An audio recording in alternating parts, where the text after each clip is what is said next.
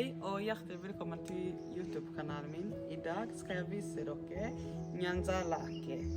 Det er en by i Burundi, der mamma kommer fra.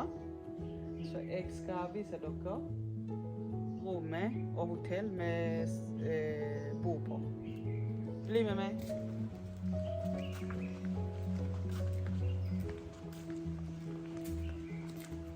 Se så nydelige.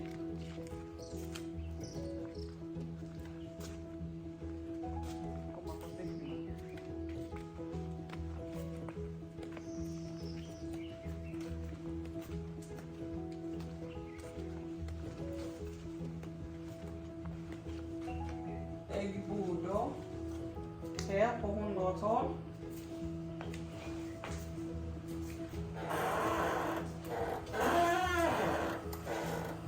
Slik ser det ut.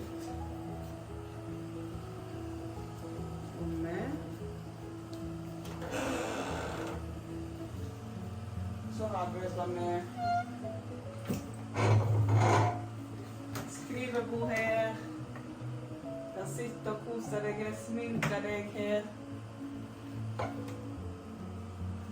Og det er naborommet. Og så går vi på badet. Her har du speil. Kose seg. Det er fint. Og så er det dusj.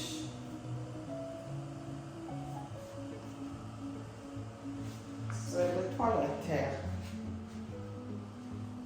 Det er veldig fint. Jeg skal ta lys på. Ja, det er lys på. Så store rom fikk jeg alene. Så kan du gå ut. Så får du det fine området for deg selv. Her kan du sitte og kose deg, spise frokost. Du kan bestille room service. Den drakk jeg i går. Den er kjempegod. Fanta.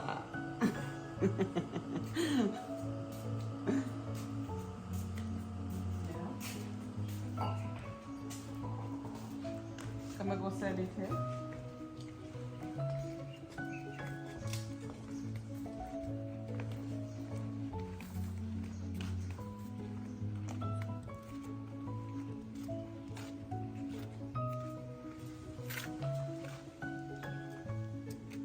Her ser du jo utsikten til sjøen.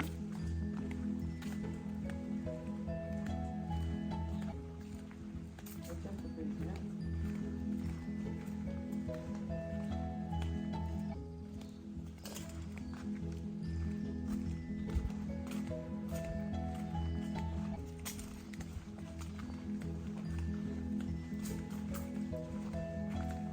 Her er det fint. Og se på den da.